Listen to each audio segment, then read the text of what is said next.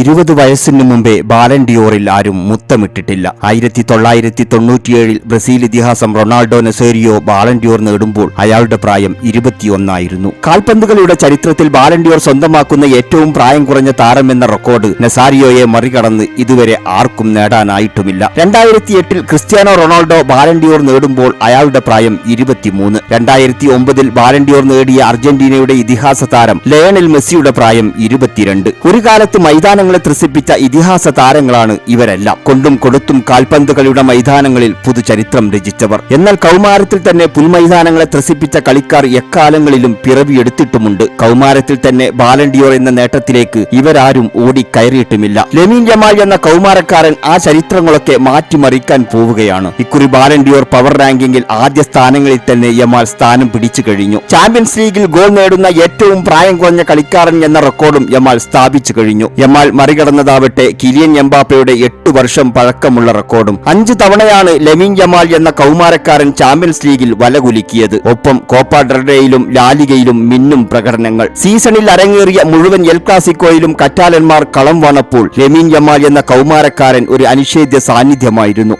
ഈ സീസണിൽ 49 കളികളിൽ ബാഴ്സക്കായി കളത്തിലിറങ്ങിയ യമാൽ 15 ഗോളുകളും 24 അസിസ്റ്റും തന്റെ പേരിൽ കുറിച്ചു കഴിഞ്ഞു. കോപ്പ ഡെൽറേയും സൂപ്പർ കോപ്പയും ലാലിഗയും ഷെൽഫിലെത്തിച്ചു. എന്നാൽ ചാമ്പ്യൻസ് ലീഗ് നേടാനാവാതെ പോയത് യമാലിന്റെ സാധ്യതകളെ ബാധിച്ചിട്ടുമുണ്ട്. എങ്കിലും കുമ്മായ വരക്കുള്ളിലെ പുൽമൈതാനങ്ങളിൽ യമാൽ തീർക്കുന്ന വിസ്മയം ചെറുതൊന്നുമല്ല. ഫുട്ബോൾ പണ്ഡിറ്റുകൾ പറഞ്ഞതുപോലെ യഥാർത്ഥ യമാലിനെ നമ്മൾ ഇനിയും കാണാനിരിക്കുന്നതേയുള്ളൂ.